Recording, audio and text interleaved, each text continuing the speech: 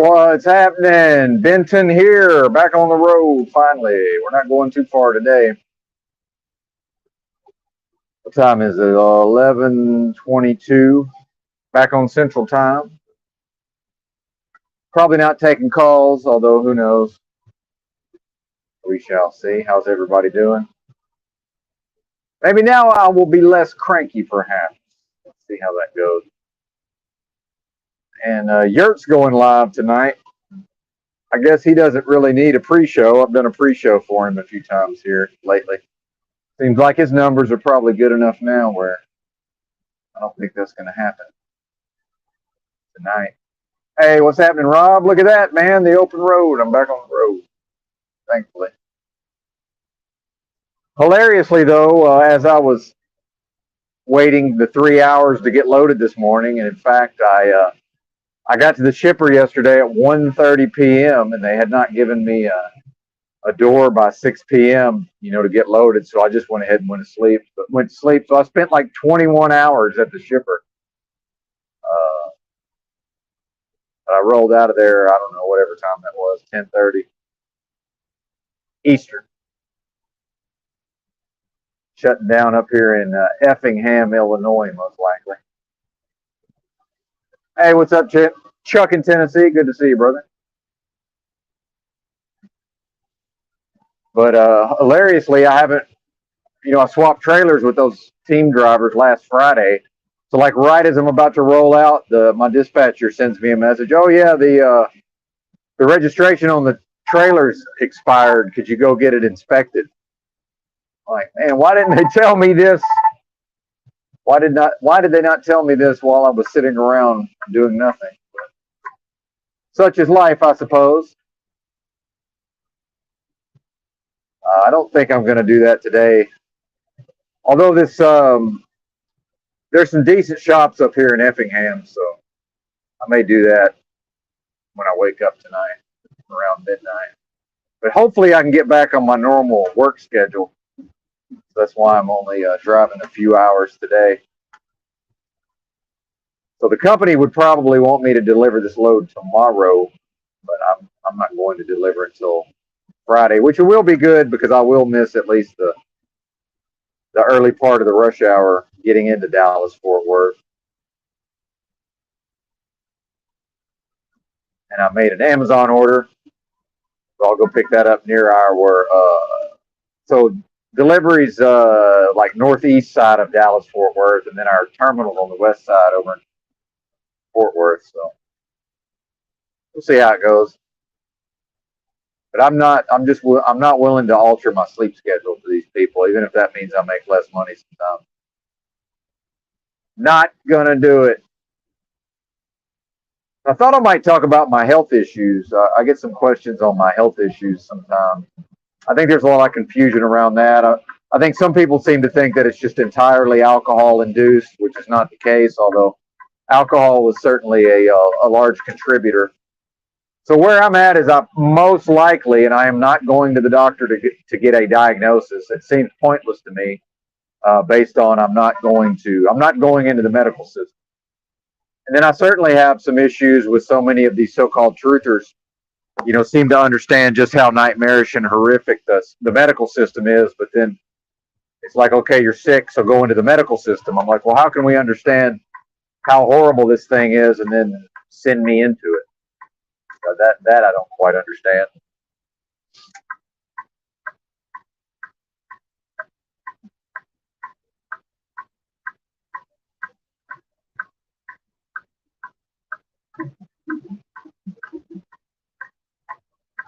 So what I most likely have is pancreatic cancer combined with CKD, chronic kidney disease. At a bare minimum, I have chronic pancreatitis. Like, even if for some reason I don't have cancer, which I probably do, but it's fine. Don't cry for me, Argentina. I've had a good life. I'm not fucked up about it. But yeah, always good to see Rob Cleveland and Chuck around here. So to start out on this thing with my health woes, it's important to note that I ate just about as poor of a diet as possible from like my entire childhood through most of my 20s, I would say. So basically, like age two to age probably 27, I ate just as poorly as possible. Junk food, candy bars. I did not really get a lot of nutrition. It's probably why I'm not very tall. I'm only about 5'10". Hell, I've got a sister taller than me. My dad's 6'2", smallest of four boys. My grandfather was 6'3". Although my mom's side of the family is not. Nobody's really tall over there. Even still, I think I would have grown larger if I'd gotten better nutrition. But I was a very picky eater. Also, by the way, people that try to fight me on my self-diagnosed autism, one of the major hallmarks of autism is pickiness because of texture, issues around the texture of foods, which I certainly experienced as a youth.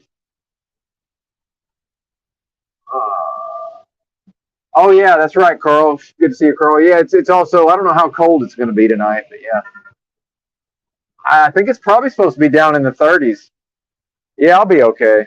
I ain't too worried about it. It's not too bad when I got a sleeping bag and a blanket, and I used to sleep outside, so just keeping the wind off of me while I'm indoors, inside the truck is helpful, so it shouldn't be too bad. But I'm not too worried about it. In fact, since I haven't been working lately, I might make a few trips before I try to get this thing worked on. I need to make some money. Got some shit to buy, y'all. So then I got into I was overweight by the time I was in my late 20s. So then I got all into working out and losing weight. And so I dropped like 60 pounds in 6 months, and but then I didn't have any muscle really. And then I started hitting the weights.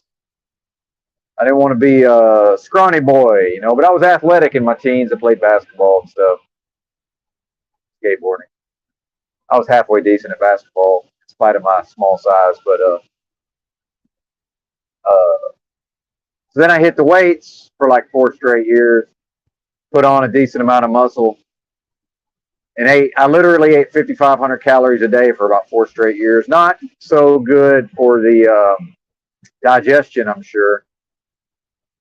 And like I would do things like I actually met ex-wife number 2 at Ryan's Steakhouse. She was a waitress at Ryan's. Because I went there every day because I was waiting tables at Outback for most of those 4 years, and that was a good way to get a bunch of calories, without spending a whole bunch of money. So I'd hit up the old. It usually had usually have 2 big old chicken breasts and like a whole plate of like rice and corn, and then I typically grab like a big stack of chocolate chip cookies, or actually oatmeal raisin cookies, on the way out the door, and eat those on my way to the car. Then if I got hungry, because one thing about weightlifting, I'm just hungry all the time when I lift weights. And sometimes, like if I got hungry in between the Ryans and the start of my shift at Outback, I would go to Chick-fil-A and get like 2 chicken sandwiches and pound those real quick. Then I'd always get my 50% off server meal, which was usually like a ribeye steak. Although sometimes I would occasionally inhale like a whole rack of ribs. I can eat, man. Even the size I am now, I can eat. I can eat like a large pizza, no problem. By the way, that sucks eating all that food for somebody. What if you're not used to it? That's the major reason why skinny guys, even if they hit the gym, don't put on much size over time. It really sucks eating all that food. So that probably wasn't so great on the digestive system. And then I was always a binge drinker in them years. And the restaurant industry is it's definitely prone to going out after the shift and drinking socially. But I was never a daily drinker, actually, until the events of the last few years. So until I went into truck driving, and most of my early truck driver career, I really wasn't drinking hardly at all. Man, these people can't drive. Speed up, slow down. Speed up, slow down. I'm just going to follow them. I'm just going to deal with it because turning onto a different interstate, 6 miles. So the major event that I believe really fucked up my digestion was, and there was some other things happened. Like I remember, I think probably I had some parasites along the way. I remember at one time I was eating like I was getting these pork roasts real cheap. And I was making these pork roasts in a crock pot. Man, after a while, I could tell I'm just getting real sick. My stomach was hurting a lot. So at a certain point, I found this herbal colon cleanse, like this 3-month program on the internet, Colonics. I think it's like drnatura.com or something. And that helped a lot in the short term with the old digestion. And in fact, one of the side effects of that is ever since I went on that 3 months cleanse, before that, I had a lot of allergies and my nasal passages would always be stopped up to some degree. Ever since then, this was 10, 15 years ago, probably 15 years ago now. Ever since then, my nasal passages are just always, I can breathe through my nose very easily. There's something about I'm convinced you got problems breathing through your nose. I think a lot of that's whatever's going on in your gut, your gut flora and fauna or whatever. And I learned a lot about nutrition and supplement. I studied a lot back when I was back in the weightlifting days, but I wasn't lifting for like bodybuilding. I was solely going to put on size. More or less look like a linebacker at a certain point. Yeah, I got to about like 195, I think. Like 34-inch waist, 195 was probably my peak. But I could do 15 pull-ups. I love working out, man. Loved it. Worked out like a maniac for years. Which really helped, actually, when I decided to start living in the streets. That was a big benefit, being able to carry a lot of weight and, having a high fitness level. And then, a decent amount of mass. It's nice to be, a little bit intimidating, if at all possible.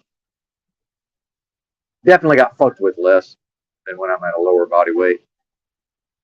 But, so the major event that I think kicked off the health woes for good, and I do think I have some genetic stuff going on, is I've never done real good with any kind of brown liquor or alcohol, so I typically avoided it, any kind of whiskey or bourbon or whatever.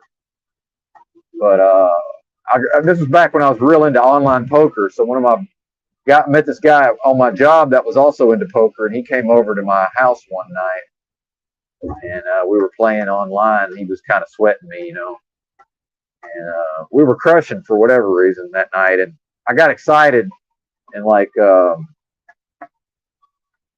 knocked over.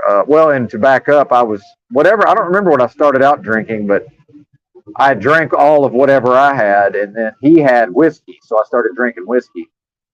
And I remember I spilled my whiskey and ruined my laptop, but I was so drunk I don't think I cared in the moment. But I got real hungry, man, after he either left or passed out.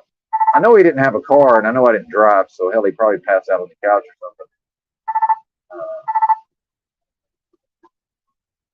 Look at these fools, can't drive, man. And like I said, with the weightlifting, I was always real hungry. So I got real hungry, drunk on whiskey, and I ate a whole bunch of peanut butter sandwiches, like that natural peanut butter you got to stir yourself, And the next morning when I went to the restroom, all the peanut butter came out totally undigested. So I think I fucked my gallbladder up pretty good. And then for some reason, somewhere in that time frame, I decided to do the Master Cleanse. That's a concoction of lemon juice, maple syrup, and cayenne powder. No solid food. And then that actually went really well, but then I fucked up my transition back to normal, solid, regular food. And then I was still eating a lot of junk food. Even though I was getting more nutrition in those years and had lost weight, I was still able to eat a lot of junk food, a lot of pizza, a lot of high-fat food, and I've always done good. I've always done better on a high-fat diet, which I think also has something to do with the autism. So I think that was the whiskey and the peanut butter, I think, is what really started me down the bad path. So, and in fact, my gallbladder got so fucked up I realized I started doing research on the gallbladder, and I was like, I'm pretty sure I got some fucking gallstones like blocking my like some of that tubing that can all your fucking liver and your small intestine, your stomach, your gallbladder, it all pretty much meets up right there. The common biliary tube. I was like, I bet I got some gallstones up in there. I said, man, if I go to the doctor, all they're going to do is take my fucking gallbladder out. It's like, I'm not having surgery. I'm not having my gallbladder out. That's crazy. We're not doing that. So I found this gallbladder cleanse, this Dr. Hulda Clark's gallbladder and liver cleanse. So I did this thing and actually did the trick, man. And, the gallstones, there was evidence of the gallstones coming out. And, dude, I was real fucking sick for like a week. Like I was super tired, but then like I really felt really good after that. And in fact, I repeated that cleanse several times. At this point, I wouldn't recommend any sort of cleansing to anybody, but it definitely can help in a specific instance. But my gallbladder's still fucked up, by the way. So, I'm not going to be doing any more of that. And that will also tie into the Shitrock saga. If anybody's familiar with that, that's a bit of an inside baseball from I had no idea this construction was this bad, or I wouldn't have came this way. This is crazy. I chose this route specifically to avoid way stations, since if I get inspected, we don't have a valid registration on the trailer. Although even if I get it inspected, they still have to register the thing, so I don't think that even helps me. So getting it inspected, I don't think even will do anything, as far as I can tell. By the way, dangerous, man. This interchange, very dangerous. I don't usually come this way. It's fucking crazy. Got 77 miles to the truck stop, by the way. Yeah. See, I used to run this part of the country a lot, and I haven't in so long. There's no fucking way we're gonna be able to get over for this. Oh, they're gonna let me over. Awesome. Amazing. It doesn't happen very well. It's a truck, the cars won't let you over.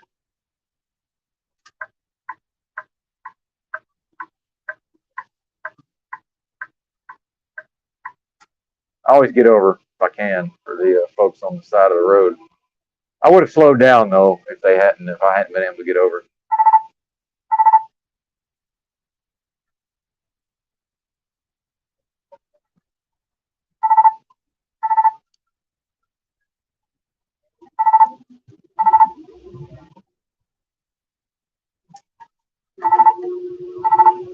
And looking back on it, I more or less, I think I just had a lot of digestive and stomach issues. So what happened after the whiskey and the peanut butter, although I was not aware of this, is that ever since then, and this was like 15 years ago. So ever since then, this is going to be gross, but there's really nothing I can do about that. There's a specific term for fat in one's stool. It's like STEAR something or other. And ever since then, I've had that thing, which is, if you talk to a medical doctor, they'll tell you that's bad. If somebody has that, there's something wrong with their pancreas, period. It's basically impossible to have that for 15 years and not have and not have problems with the old pancreas. Although my kidneys were fine, and I will get into why my kidneys were fucked up. But again, I never was a huge drinker. I think some people just assume like I was just a hardcore alcoholic for years. It's not the case. Like, I was a binge drinker. There were times when I drank too much, too often, and actually developed a withdrawal and had to taper off. But I've never had like hardcore withdrawals until the last couple of years.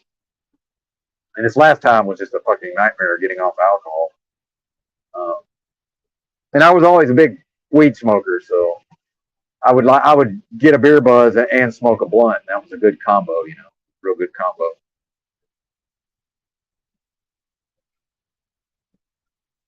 So then I went into homelessness at a certain point, and that was a transition period, and then just not necessarily using still eating a lot of junk food, but also getting a lot of nutrition as well.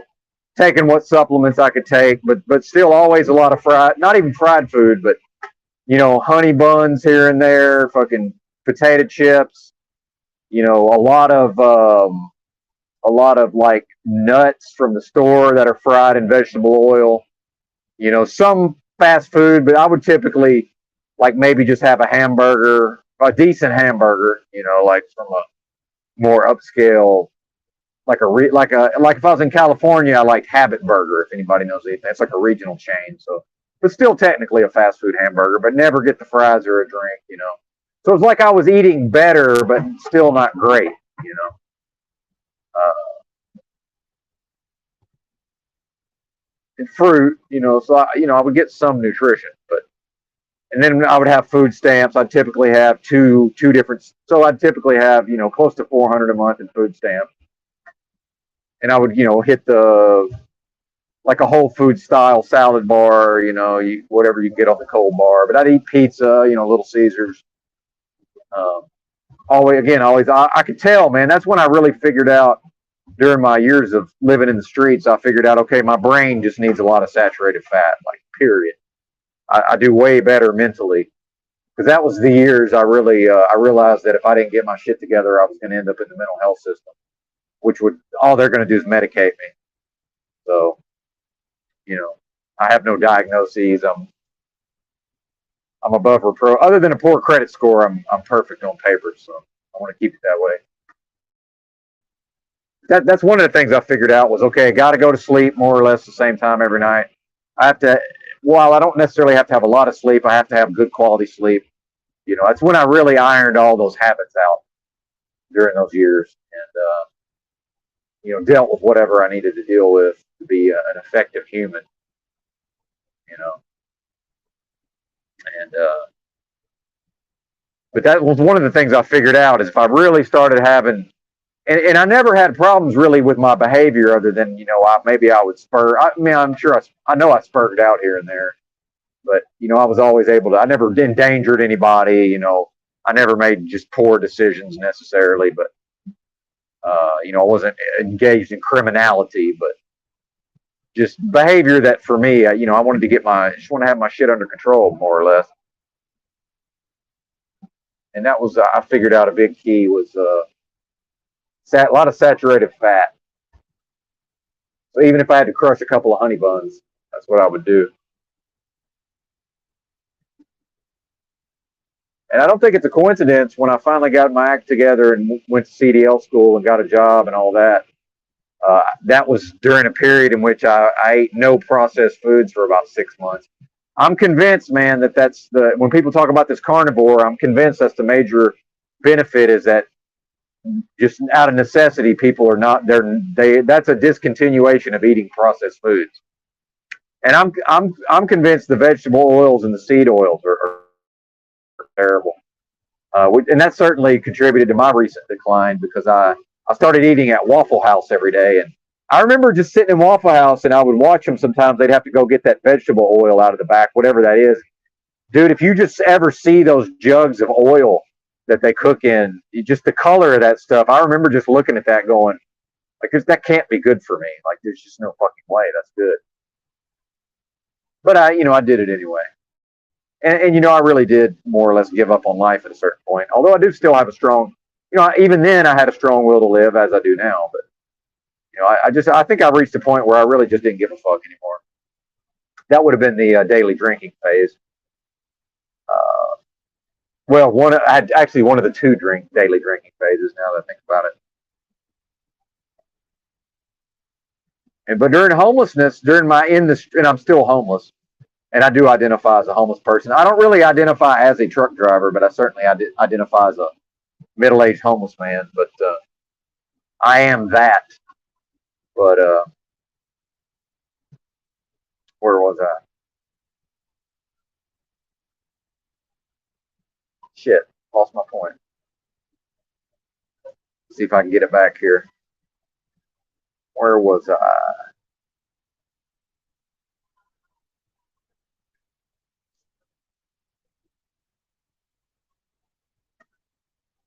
Oh well, maybe I'll think about it later. We'll come back to that. Whatever I was going to say.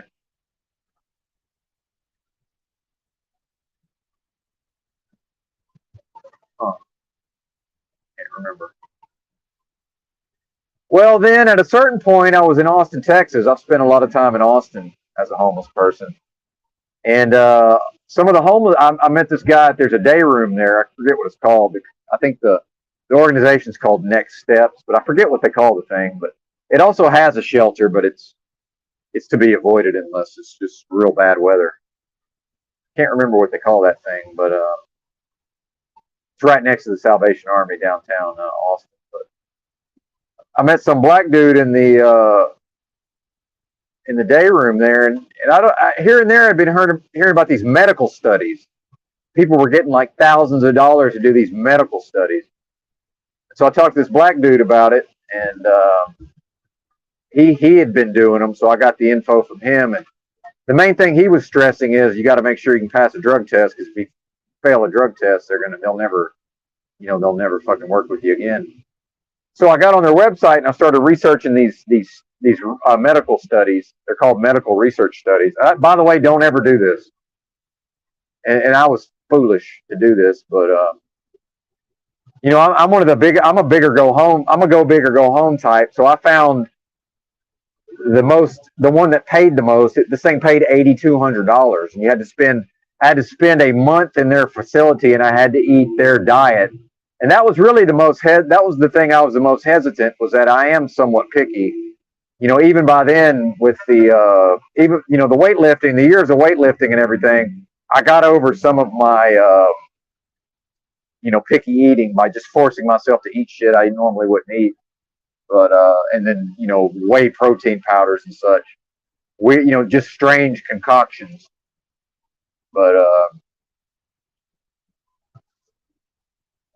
so that was really finally I just said, fuck it, it's a month, I'll be fine. And it was actually a reduced calorie diet. And since I had done some fasting, and by then I was had done the master cleanse, and also I had adopted intermittent fasting. By then I was more or less intermittent fasting every day, which I also don't recommend necessarily. There's my research, I've come to learn that when you don't eat, when you do intermittent fasting, there's a period of time where and I've actually forgotten exactly what this is, but basically it has to do with your body produces a certain amount of bile every day, your liver, and that's what it helps detoxify. But the major thing the bile does is it breaks down fats, breaks down lipids.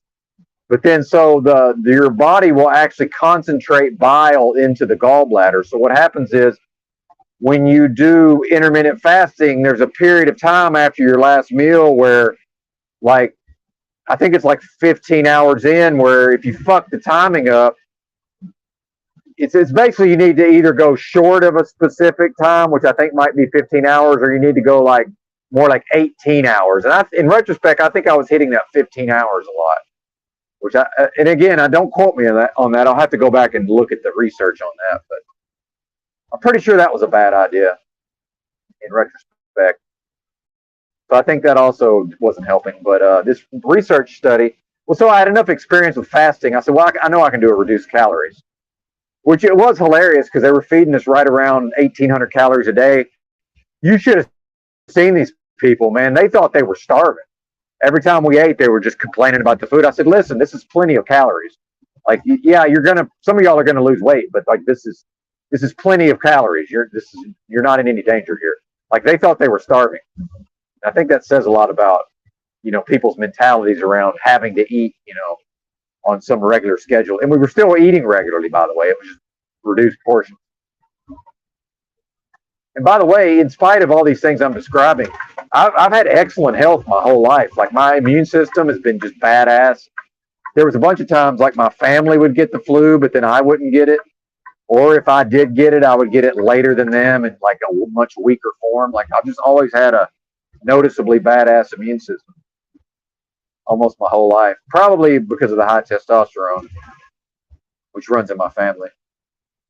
Again, though, lots of saturated fat and lots of dietary cholesterol is necessary to produce a lot of testosterone. And I've studied all of this, and in fact, in my homeless years, I intentionally took in specific foods and supplements uh, to maximize my natural testosterone production. And I like to tell people, because I've never done hard drugs, but I used to tell people I'm on the best drugs known to man, testosterone and serotonin, and they're both, produced by my body. And there was some truth to that, for sure.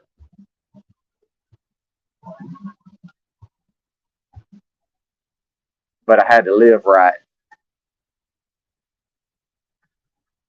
So this medical research study, what they do is they only test it in healthy people, so you cannot have any physical ailment. So I knew I could pass the physical, no problem, because they actually put you through it's a fairly screening process to even get in these research studies. There was like a bunch of people, since this was a high dollar one, there was a bunch of people trying to get in who didn't make it, and I got selected for it. Hey, what's up, Mitchell? I can't quite see the comments right now, but I see your name there. So, is Mitchell shredding? Is he tearing me to shreds in the comments? Probably, but I'm sure I deserve it if he is. Go get him, Mitchell. 60 miles. Can I make it 60 miles to the? And that maneuver triggered the automatic braking, by the way. Of course, I was in no danger. Although, see, that's for insurance scams, because if they had slammed their brakes on, the truck would have literally stopped it. It would have just stopped itself. So the fact that I was looking off to the right and I was looking off yonder into the pasture over there, or the farmland, if they would have tried to do a so-called swoop and squat, which people don't really do anymore, because pretty much all these rigs have at least outward, facing dash cameras. But if they had tried to pull an insurance scam, the truck literally would have stopped itself. So people can say, oh, the truck, they'll never have self-driving trucks. I'm like, well, they already do. And pretty much all of these trucks have some level of self-driving, even if it's not fully autonomous.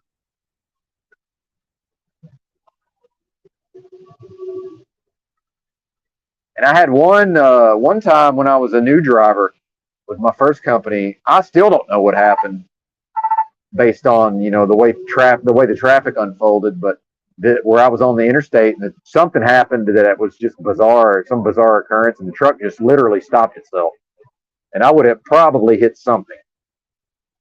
It was I can't remember exactly what happened, but I remember thinking, wow, I don't know what just happened, but I think this truck just saved my ass. That's the only time that's ever happened. But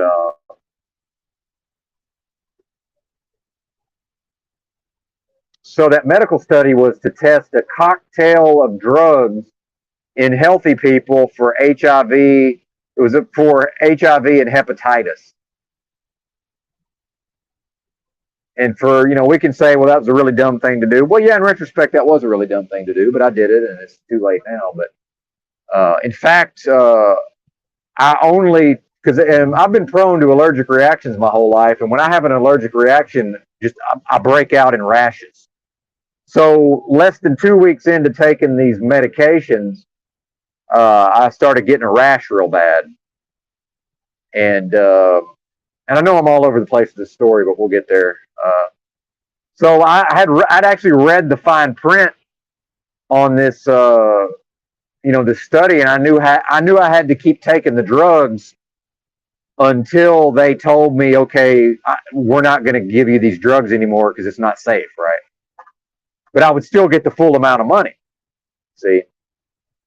So at a certain point, so I think for like 2 more days after this rash I had a rash over like 80% of my body. And finally they're like, all right, you're done with the drugs. And I was like, yeah, you know what? I was planning on staying here the full 30 days. So, because like no matter what, and you have to, after the 30 days, like you have to wait a week and then come back also. And I was like, look, I'm homeless. Like if you kick me out here, like I don't really have anywhere to go, and I have to come back, a week after the 30 days. So how about y'all just keep me? So I actually talked them into just letting me stay. even though I wasn't taking the meds. So that was interesting. Uh, Eating the reduced calories, which, like, I don't drink milk, so part of the 1,800 calories a day was like milk. I wasn't even drinking that, you know. Anything having to do with cheese, I don't like cheese except on pizza. There's your paradox for you. But yeah, so one of the drugs, and I actually Googled some of these drugs. So guess what one of the drugs was they gave me? A drug that back then nobody had really heard of, but that's now a very famous drug. That's right, kids, remdesivir. So in retrospect, I think whoever was conducting this research was actually looking into what drugs will kill people's kidneys and their organs. So I'd had completely normal kidneys up until that point, and I think that's what probably began that probably damaged my kidneys to some extent. Although my kidneys continued to function normally, I would say, for many years afterwards. Although, interestingly, several months after, well, actually, I'd say probably like 2 months after that, I remember me and ex-wife number 2 had gone out to the West Coast. That was my first, I finally convinced her to go out to the West Coast with me. She had never left Arkansas except for like to go to Florida or Myrtle Beach or somewhere. A lot of Arkansas people never go anywhere, but I knew she would like the West Coast. So eventually we ended up in Southern Oregon, and I remember we were in a tent. So sometimes I would, and it'd get cold at night, even in the summertime. So sometimes I would just, pee in a water bottle in the tent. I remember the color of my pee was like fucking apple juice, man. And I stay hydrated, by the way. Like, I drink a lot of water, So I knew that wasn't. I said, that's not looking good, man. I think that's probably liver, right?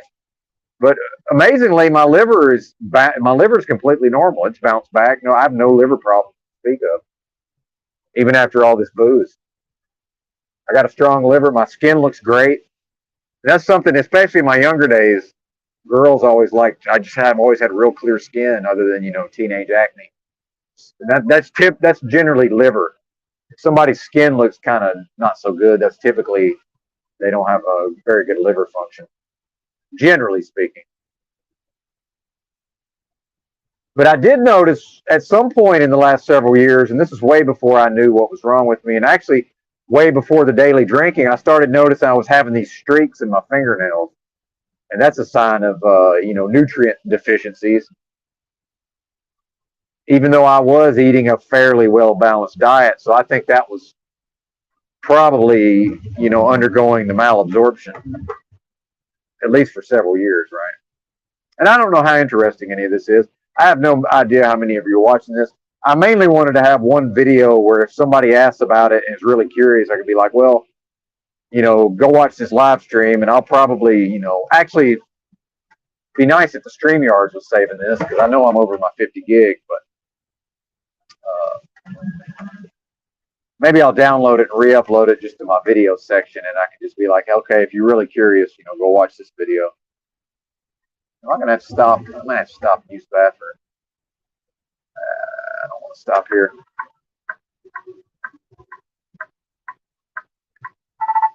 Yeah, fuck it. Although there is a light there. Too late now. Oh well.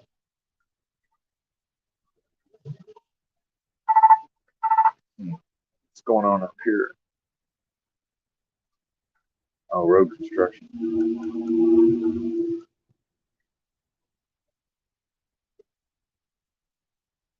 But I more or less felt fine. But but with the issue with the fat in the feces is previous. I'm trying not to be gross, but that was always present. But I just don't think I knew what that was. It's just like, oh well, that's just what they look like.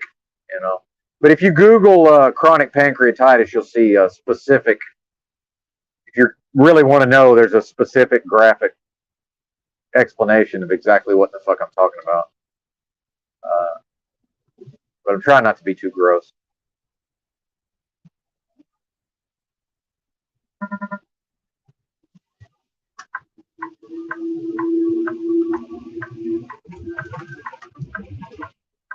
So then one thing I noticed, so when I got to this daily drinking, and I had two different so still I was more or less okay. Like I thought I felt okay anyway. And all through truck driving, so when I first went into long haul truck driving, now I had the money to eat. So I mainly ate, had a cast iron skillet and like a white gas stove, like a nice Coleman 1-burner white gas stove. So I would actually I would usually just climb underneath the rig, like in that space, like there's a space underneath the trailer, like where the fifth wheel connects and where near where the landing gear is. And I would get underneath there and fire up my skillet, and I would cook like ribeye steak and eggs every day. So I would usually have like 2 meals. And I'm not kidding. I would have, on a normal day, I was eating like 2 ribeye steaks and like probably four scrambled eggs, probably.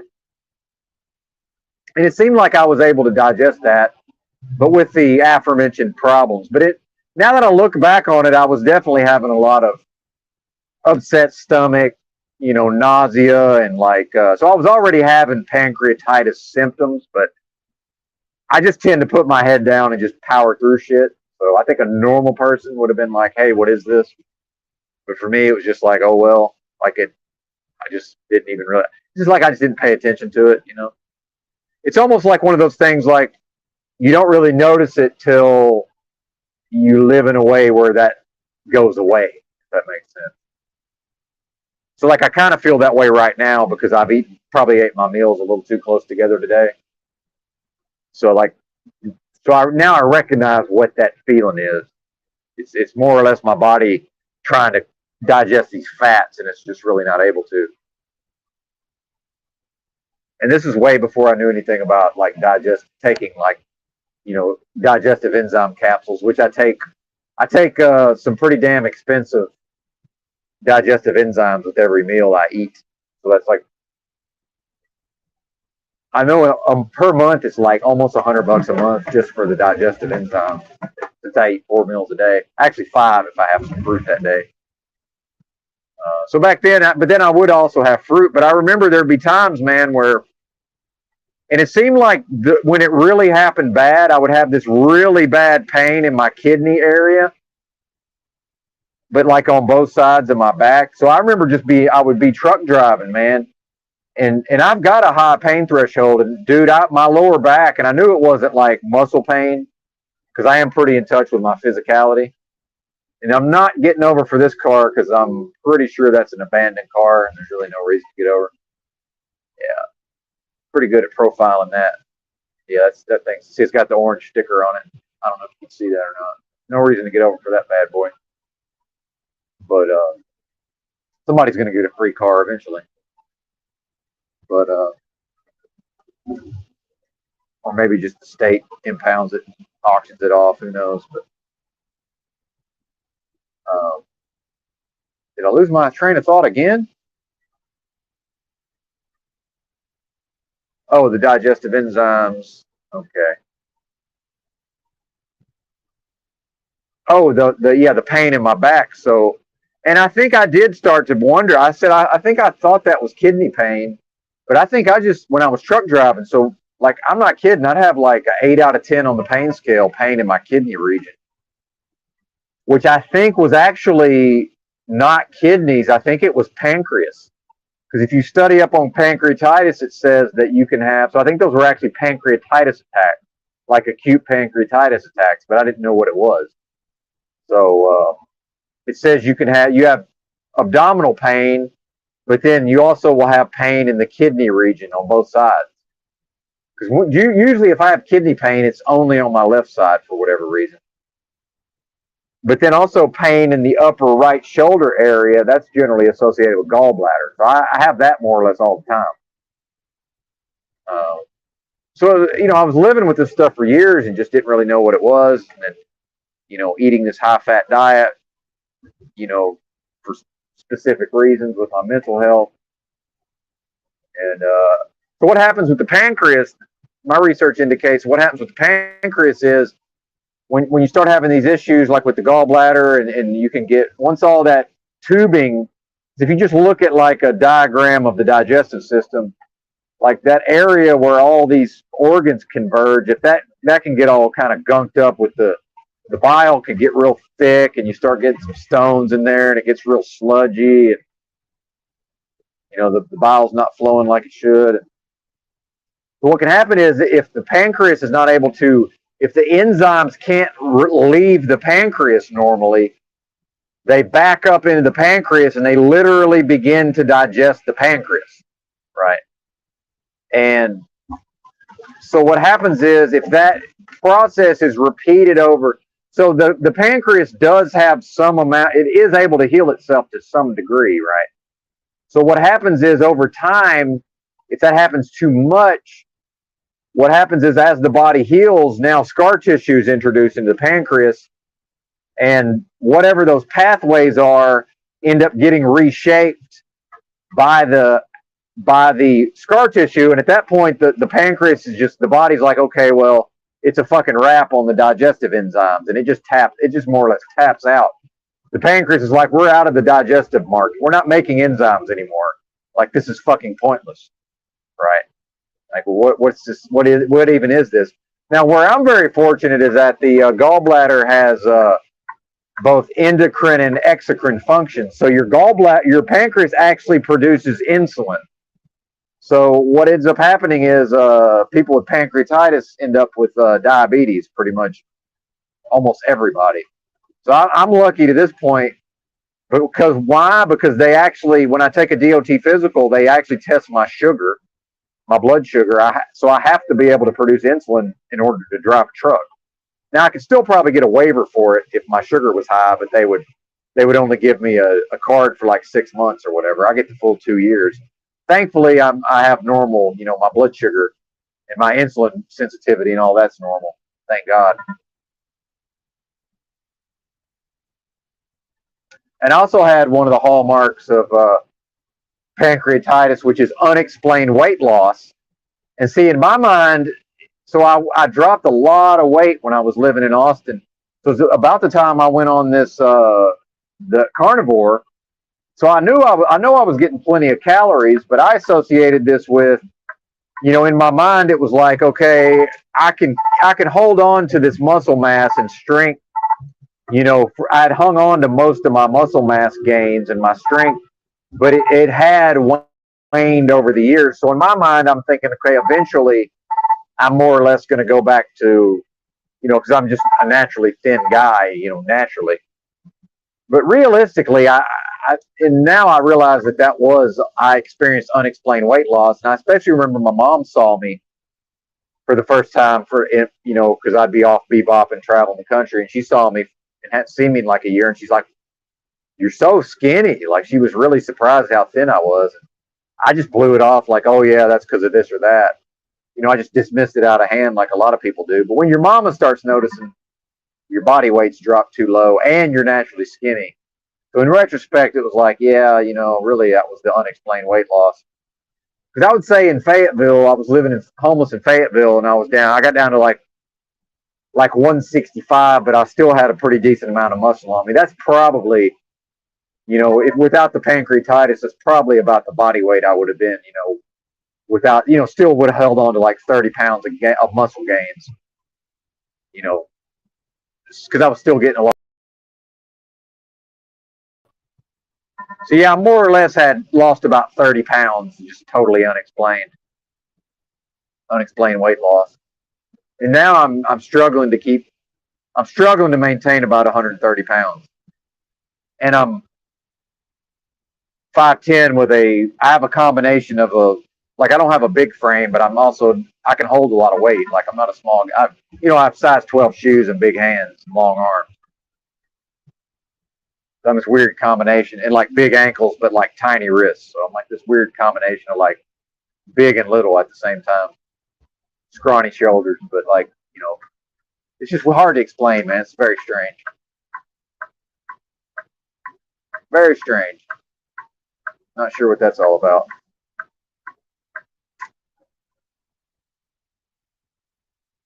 Anyway.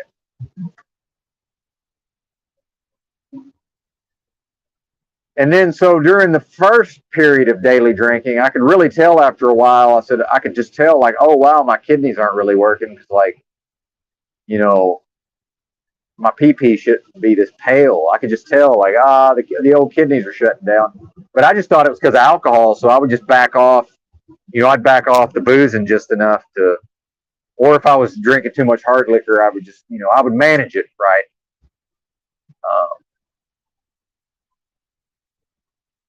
But then by the second bout of daily drinking, I just really didn't give a fuck.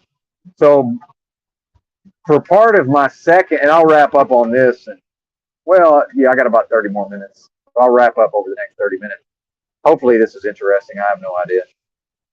But there's still people here, so I guess it's interesting. But so at a certain point, but if you counted, I was staying in a motel in Arkansas, and I had taken a daily truck driving job. And in fact, this was the job I broke my foot on. This is my second day on the job, sick with the coof, by the way, the worst form of the coof. I started a new job. Well, through no fault of my own, through somebody else's negligence, I ended up breaking my heel. I got dropped onto the concrete from about 13 feet up, unexpectedly. Only due to my cat-like reflexes was I able to get my feet under me to then break my heel. In fact, I very easily could have landed on my head and died. Like I'm no bullshit. Like I do have excellent balance and excellent reflexes, so it's a damn miracle I was able to get my feet under me, like I say, because I was to even be able to break my heel in the first place, which also did not even hurt that bad. This is back to my high pain threshold. Really didn't hurt that bad, and in fact, I kind of hobbled around on it for a couple of hours trying to tell if it was bad enough to go to the hospital or not. And finally, I was like, but it swelled up immediately. Like I could just feel the whole thing fill up with blood, and I was like, that's a bad sign. But it was almost like hoping it's not broken, like, but after a few hours, I was like, yeah, we better go ahead and go get this bad boy x-rayed. And the doctor's like, oh, yeah, you broke your heel, and most likely you're going to have surgery, so good luck. And we don't have any crutches for you, and we're going to put you in one of these boots, and then wheeled me out to my car where the only way I could drive was to take the fucking boot off. Like, thanks, medical system. Appreciate it. But anyway. But praise God, praise Almighty God in the mighty name of Christ Jesus. Not only did I not have to have surgery, I didn't have to have a cast, which, because I ended up on my own for 3 months in a bed, a motel room on a laptop on the CBO Discord and the EBT. Actually, I think by then it was EBT's Discord. Spending all day in Croco's live streams, annoying the fuck out of everybody on various Discords and doing podcasts. Managed to keep my drinking under control, by the way. Why? Because I knew if I drank too much, it would hamper my ability. I knew I needed my fucking foot to heal normally, which amazingly it did. I have no pain. I have full range of motion, but every once in a while it feels kind of funky. I can just tell it just feels a little off. But so I didn't see the need to sue anybody. But yeah, so I was actually able to drive my car because even though I could afford the Uber Eats, I'm way too frugal to order Uber Eats twice a day. So occasional Uber Eats, or actually I was doing DoorDash now that I think about it. But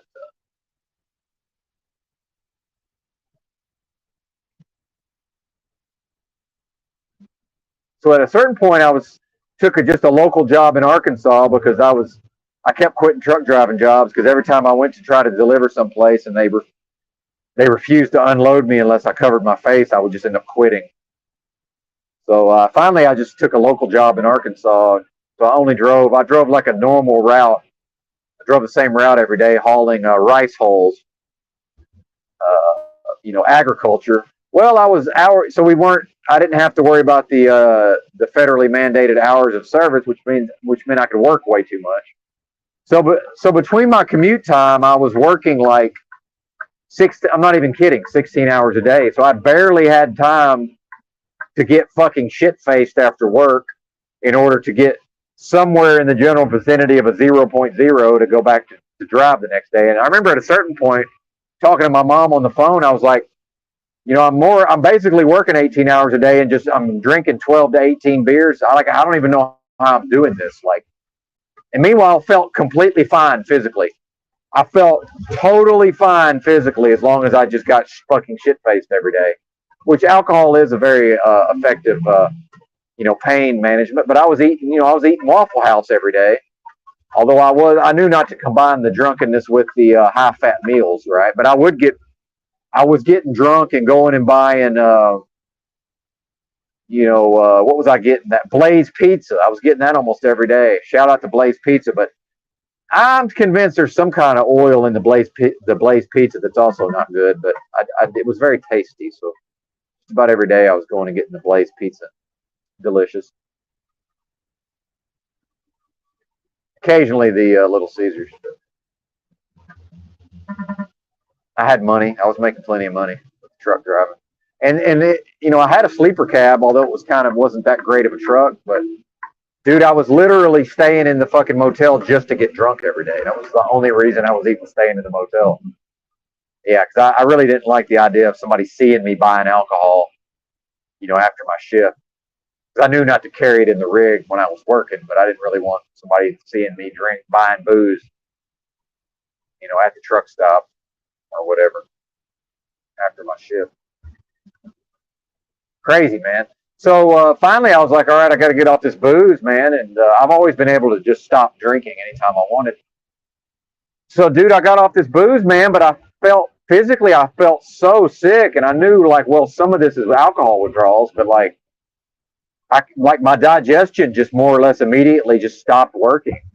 And I was like, all right, something's wrong. And I actually went back to drinking temporarily just based on how fucked up my health was. And then, so finally we had the Rick's, and by the way, this is when me and Drew were doing a live show every Sunday night on D Live, which started out with averaging probably 130 in the live, peaking out at close to 200 at times, I think.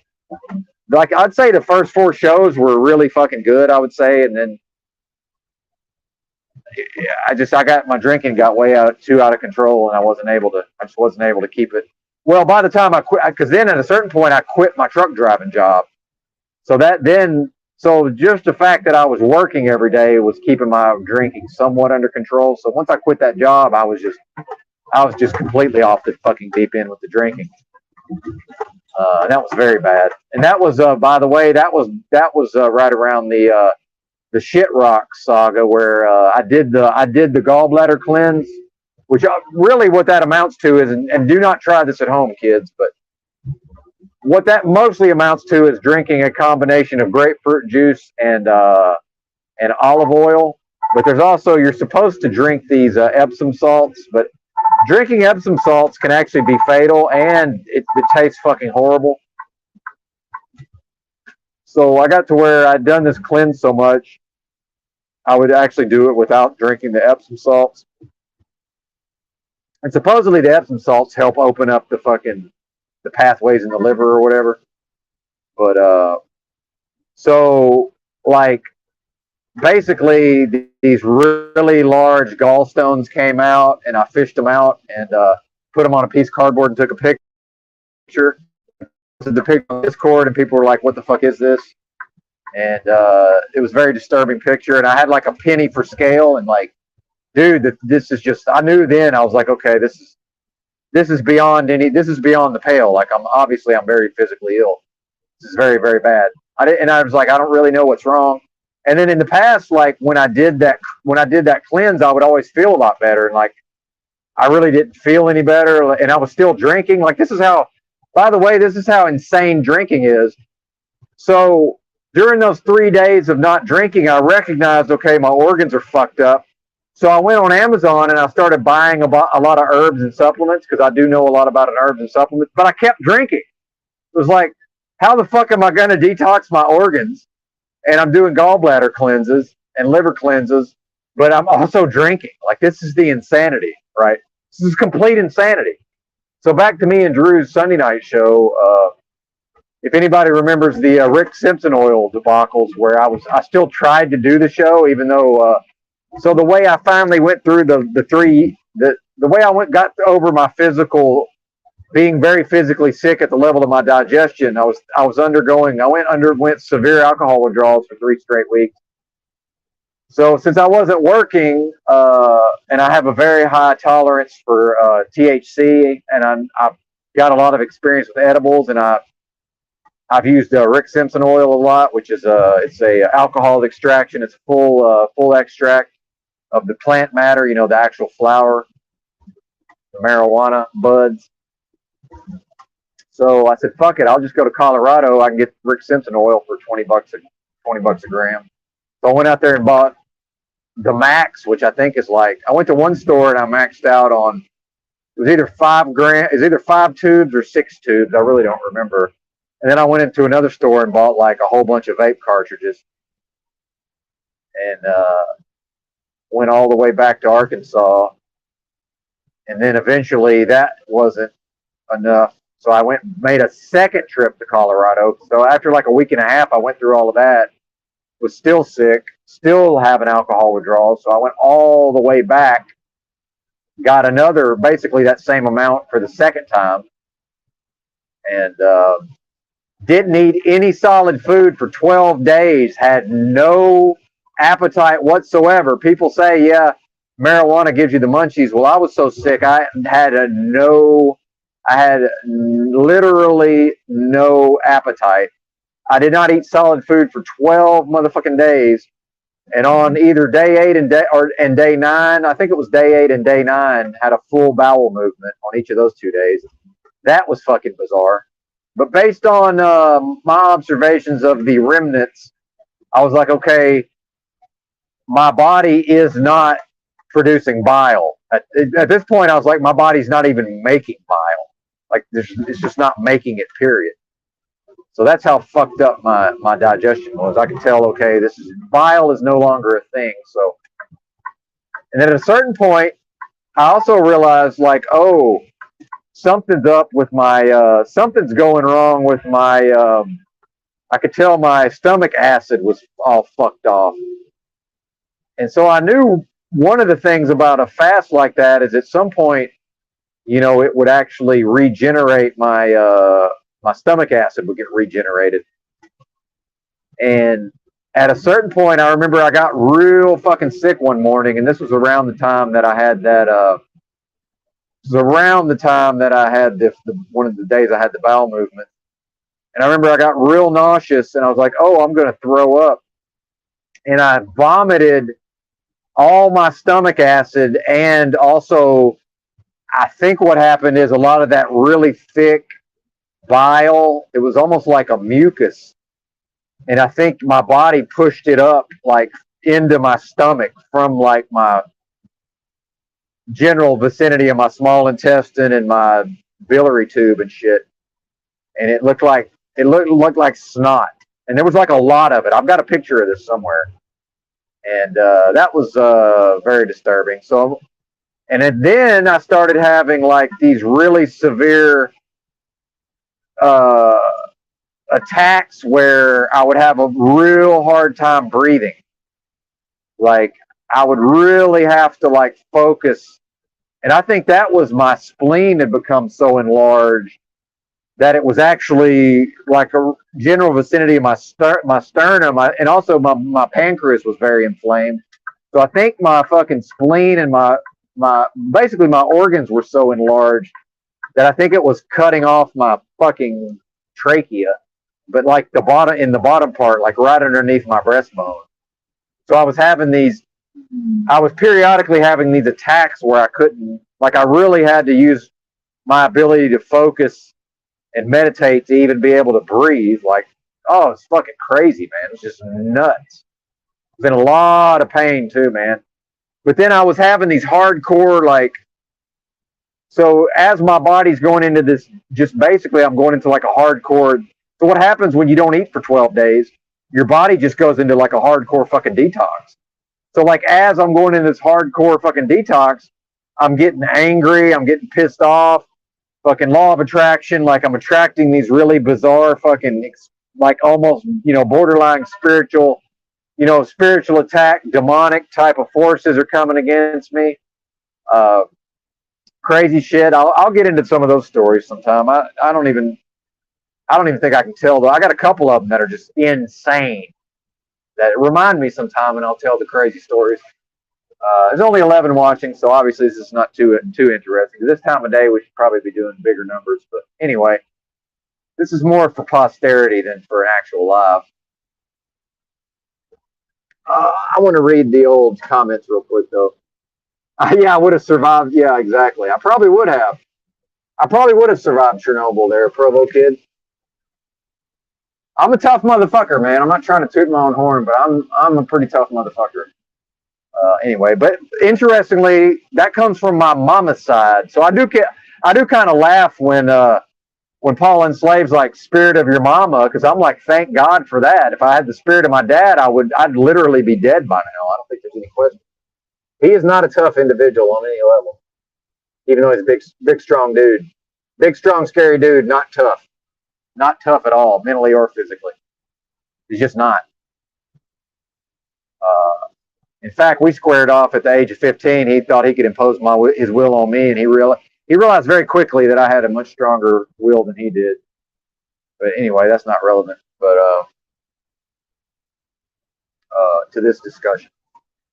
And shout out to Provo Kid, by the way. Good to see you, sir.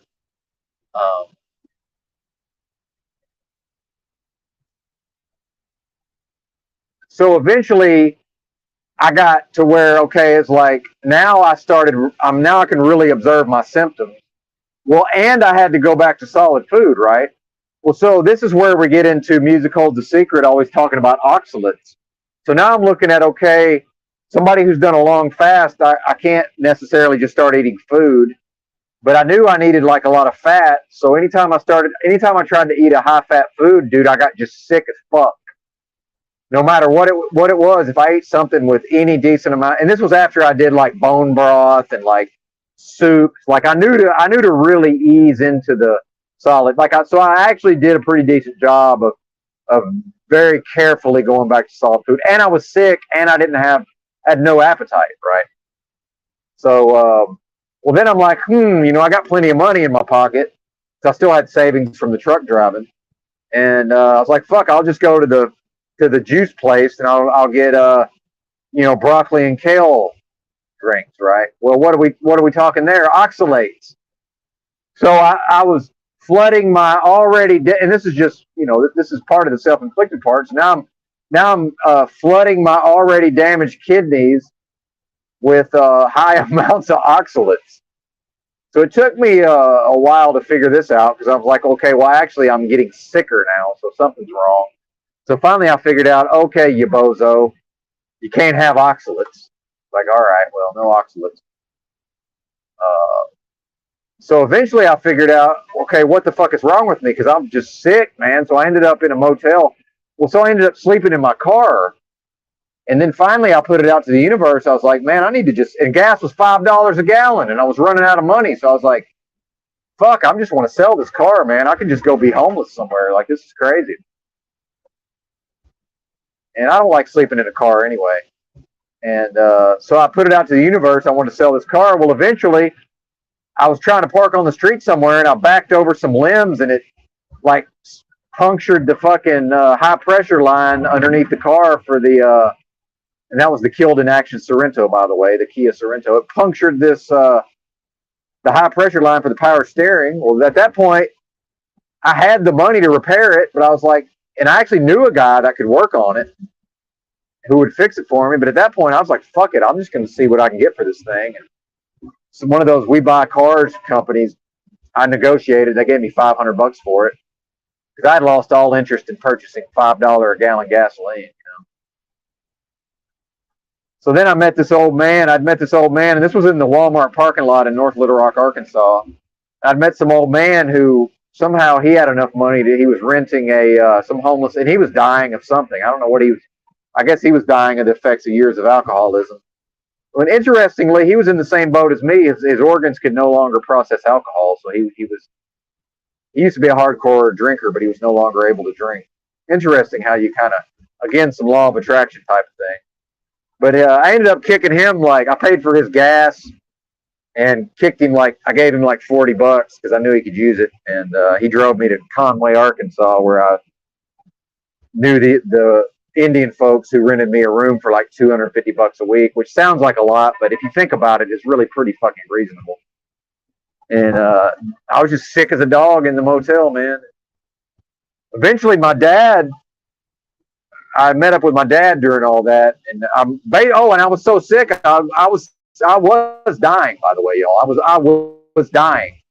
Now, fortunately, I reversed it in the short term, but I went and like saw my family and was like, "Look, I'm all fucked up and I'm dying. Like this is bad, you know." And we had the whole fucking went through grieving process, you know. It was all fucked up, man. So that was when I reconnected with my dad after not talking to him for several years. Well, then he had been wanting to get rid of, you know, he's been wanting to extricate himself from his very bad situation with his third wife, who was not my mom, and his second wife, who was also not my mom. She ended up passing away in a unfortunate accident. But so he was in this real bad living situation. So he used that as an excuse to extricate himself and I got to go help my son. And I knew what he was doing because he really didn't help me, but we did work together. You know, he was able to, you know, pay for the motel room after I ran out of money. But then me and him, because he's a bozo and he mismanaged his situation, we ended up homeless in a tent, and a goddamn historic heat wave comes through, and he's in his 60s, and for some reason he thinks because I can be outside in the heat, he can be outside in the heat. And finally I was just like, look, dude, you're gonna fucking die out. Oh, and he wouldn't drink water. Yeah.